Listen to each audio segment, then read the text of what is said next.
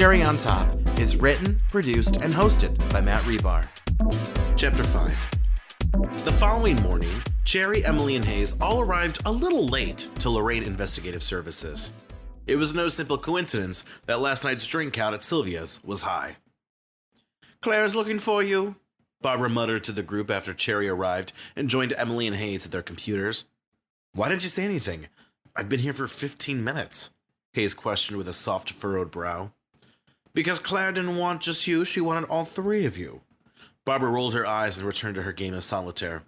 There were no snacks on Barbara's desk, which meant it was not a good day to mess with Barbara. It only took 10 seconds for the three to enter Claire's office. "Let me know what undercover gear you need. I'm placing an order," Claire said, showcasing her shopping cart that was filled with faux fur and jewelry. "The Wellington family is more loaded than the Queen of England," Emily said, eyeing Claire's cart. "They're going to know what real fur looks like versus faux fur. Your best bet is to just go to a thrift store in one of the fancier suburbs like Bay Village." "Oh, be careful. Bay Village is quite distrustful of strangers," Cherry sighed. "I was leaving this one guy's house, and the cops approached me because my car was in the street and it looked suspicious." "Were the cops suspicious because they usually find you in the car with your man of the minute?" Emily asked, while Cherry blushed, pleading the fifth. "Does Bay Village even have a Goodwill or thrift store?" Hayes sincerely asked, which caused the group to collectively think. Bay Village was one of the snobbier locations in Northeast Ohio. Bay Village was so snobby that they'd rather burn the whole city down than allow anyone with jean shorts to enter its domain. "I feel like Bay Village isn't going to cater to the poor." "That is true, although thrifting is in, so maybe because it's fashionable, they'd make an exception." Claire quickly dropped the fake fur and diamonds out of her cart. "You're right, Emily. Faux fur would be a bad look." "Both fashion-wise and undercover-wise," Cherry pointed out. "Well, let me know today if you need anything so I can order it." Claire saw the twinkles in the faces of her investigators and clarified her comment. "It's also for the case and not for personal use, so if you're trying to scam me, I will make you pay for it if it turns out not to be for the case." Cherry, Emily, and Hayes all let out miniature awes, but Claire powered through to her next item on the list.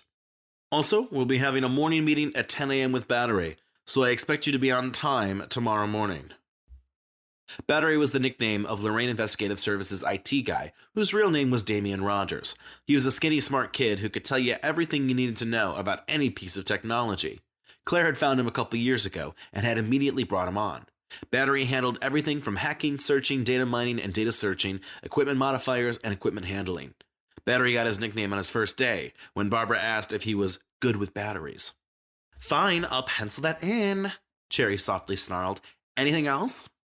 "I have a client coming in a half hour for a standard surveillance case," Claire sighed. "I'll probably have you three do it if that's fine, and if you could get it done before Friday, that would be lovely." "What's the case?" "If I knew, I'd tell you. Just expect to be back in this office within a half hour." 33 minutes later, Cherry, Emily, and Hayes returned to sit with Claire and a new client, Miss Terraview. "How can we help you, Miss Terraview?" Claire asked, standing by the ready with a notepad and a fountain pen. "It's about my son, Jermaine," Miss Terraview confessed, going from tense to spiraling. "He's 18 and a senior in high school. He's always been a good kid, but lately there's been something off about him. You see, Jermaine's always been part of the swim team. So he'd come home late from swim practice, but his coach told me that Jermaine quit 3 weeks ago. I had no idea, and now I feel like he's up to something. I want to talk to him, but I don't want to accost him." "Absolutely," Claire nodded. "So you want us to find out what's going on with Jermaine?" "Where is he going after school? Why did he just quit the swim team?" "We can handle this," Emily nodded. "We just need all the information you can tell us about your son." 2 hours later, Cherry, Emily, and Hayes were at East Rocky River High School and talking to Jermaine's swim coach, Mr. Beverly. Mr. Beverly was talking back, but his eyes were studying Cherry as if he had an exam about Cherry's anatomy in the next period. "I don't know why Jermaine quit. He didn't seem that upset when he quit either," Mr. Beverly lobbed casually. It was clear from Coach Beverly's tone that Jermaine wasn't that great of a swimmer to be concerned with. "What was Jermaine's tone when he quit?" Emily followed up. "Just a matter of fact. There wasn't excitement or dread. Just, 'Coach, I'm sorry, but I have to quit the team.' I asked him why, but he just kept saying he couldn't balance it." "And his grades are fine, right?" Hayes continued. "Yep, solid B student. Smart if he applies himself." Emily, Cherry, and Hayes interviewed a couple of Jermaine's friends, but but they all weren't sure what Jermaine was up to. After getting Jermaine's friends to promise they wouldn't say anything, Emily, Cherry, and Hayes decided they'd have to tail Jermaine after school.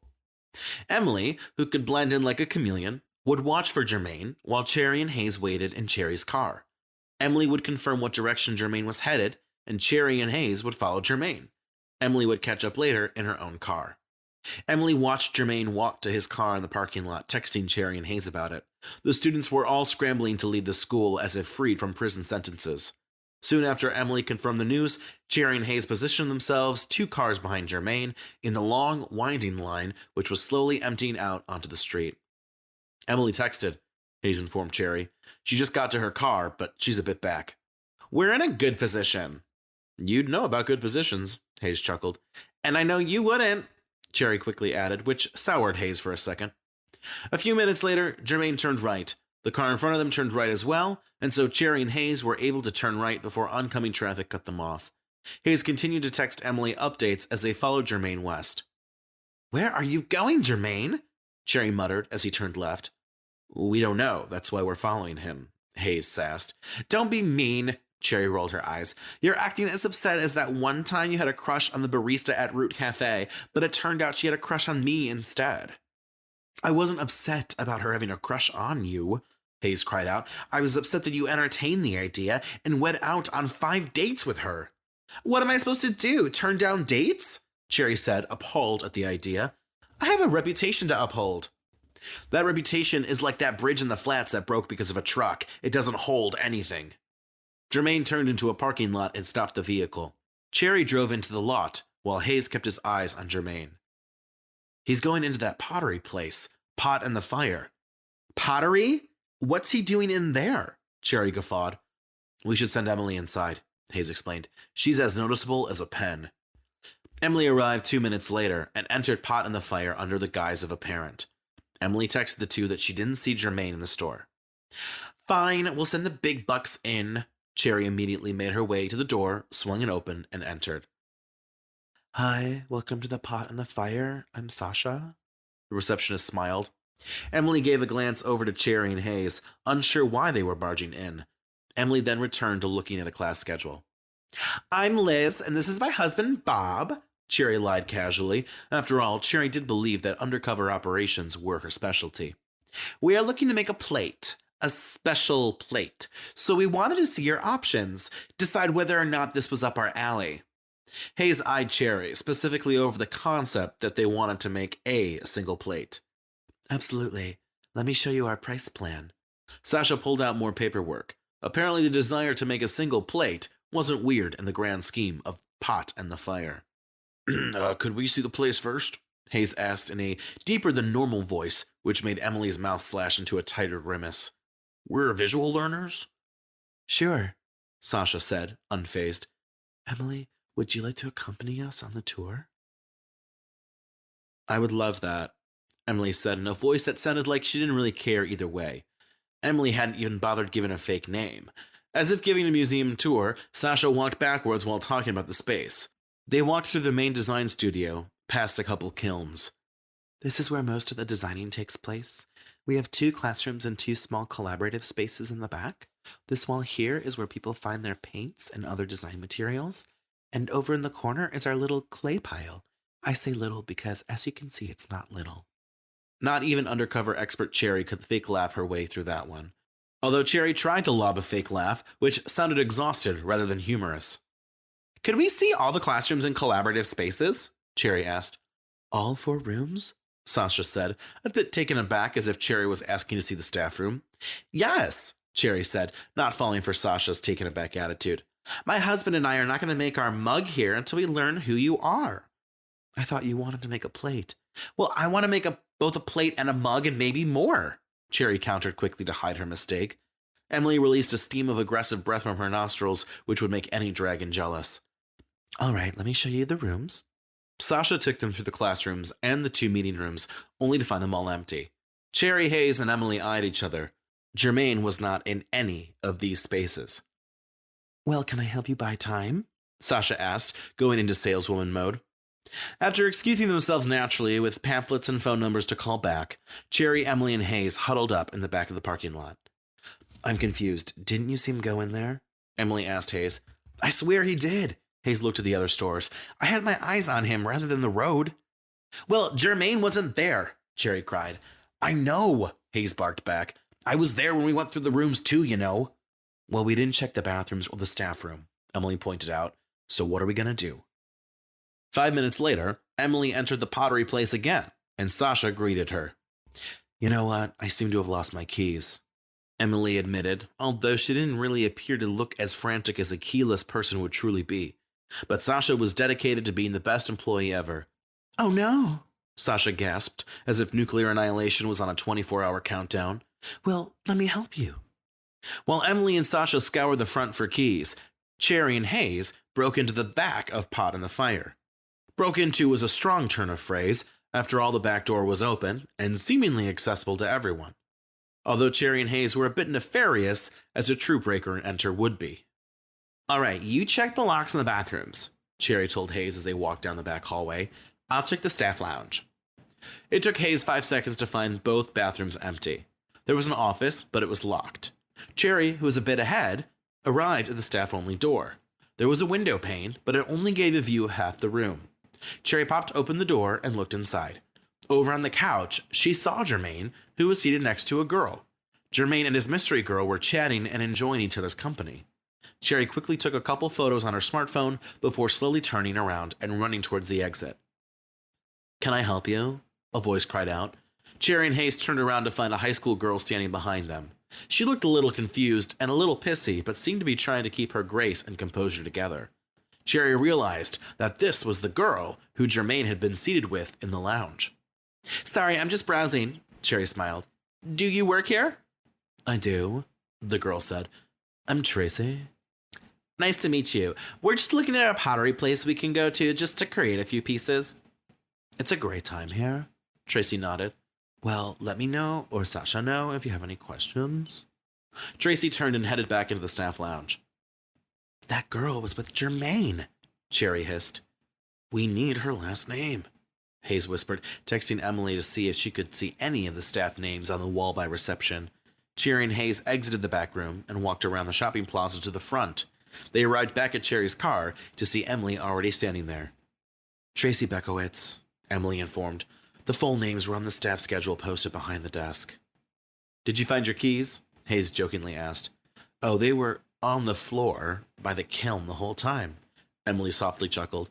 I actually might look into their pottery class. Sasha was pretty persuasive. Chapter 6. One of Cherry's skills was to easily trace down people on social media, and Tracy Berkowitz was no exception.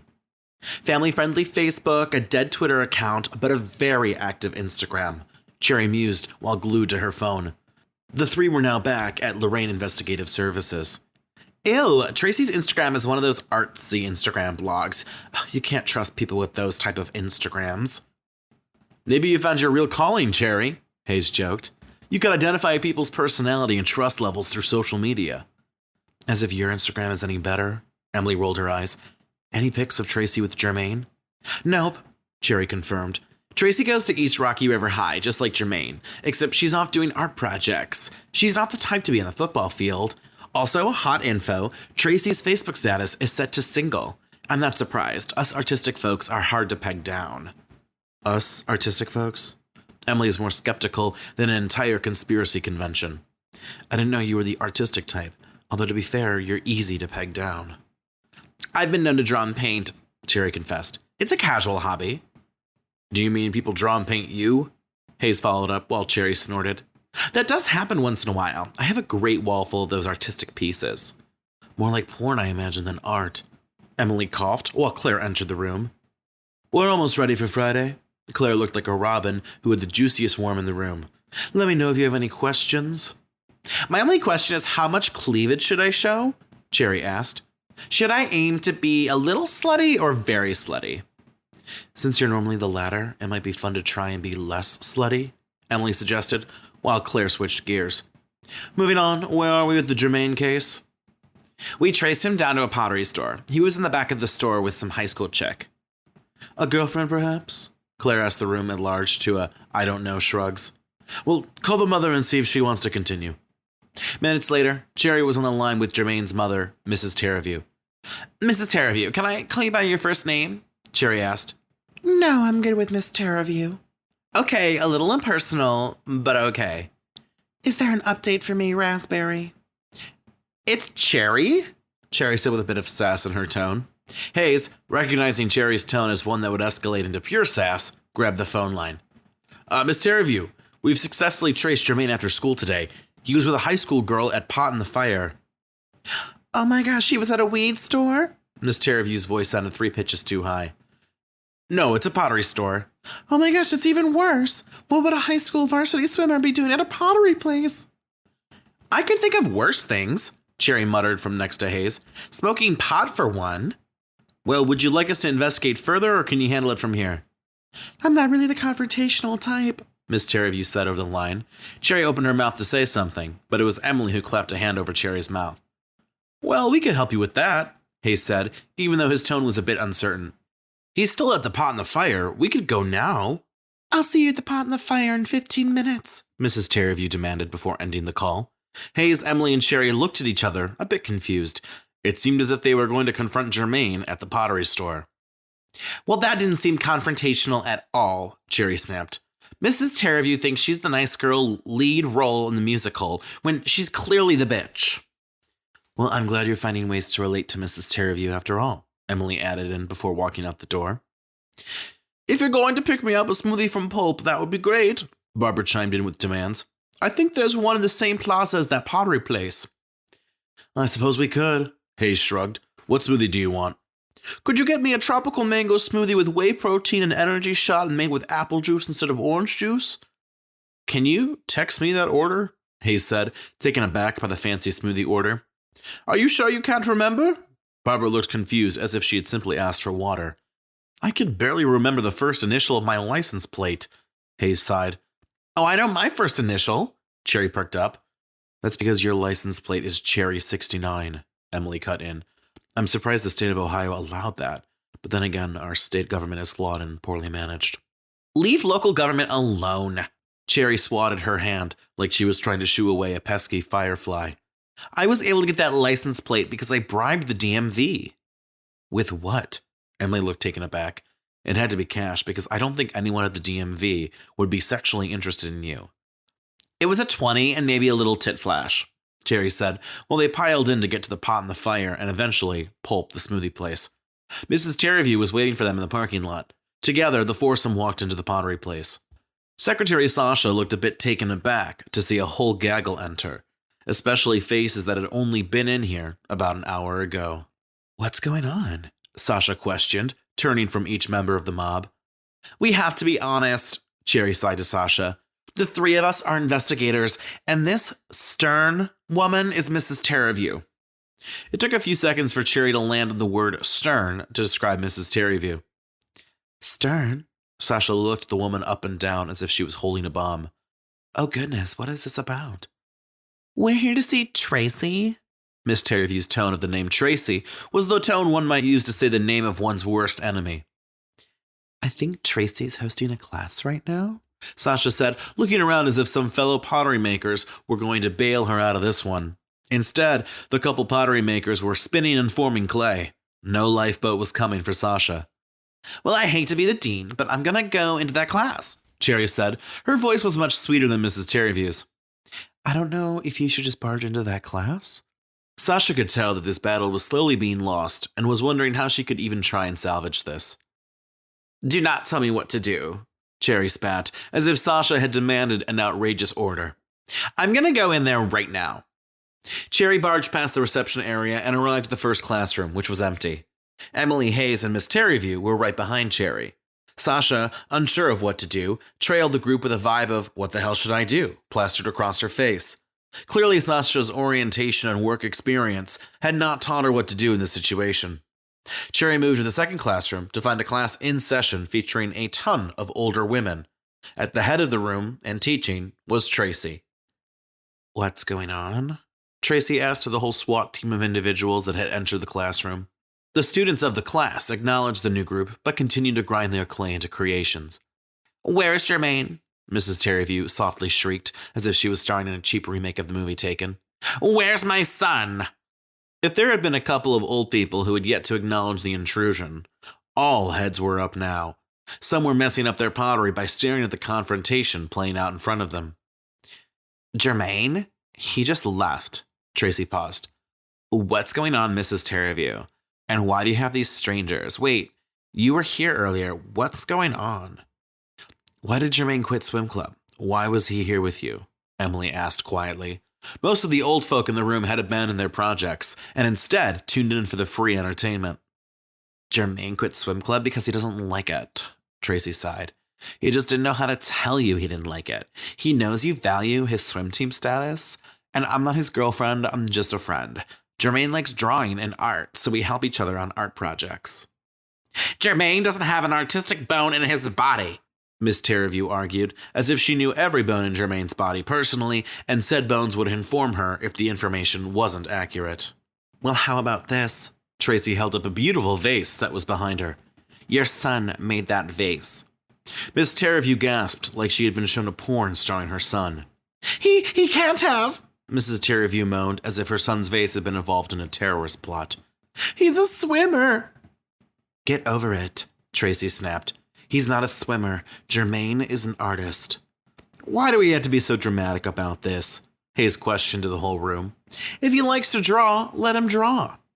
And it's no wonder he didn't say anything, Cherry added. Mrs. Terraview, it's like you found out your son murdered someone. He did murder someone, Miss Terraview croaked. He murdered me. The room went into complete silence. You could have heard a nickel roll across one of the tables. Mrs. Terraview, maybe we should leave. Emily's voice was not of concern, but her normal level-headedness. Jermaine thinks you're not a good mother. Tracy shot towards Mrs. Terraview. Excuse me? Mrs. Terraview seemed to have sucked in the entire room's air supply. Without me, Jermaine wouldn't even have a mother. He knows he's adopted, Tracy snapped.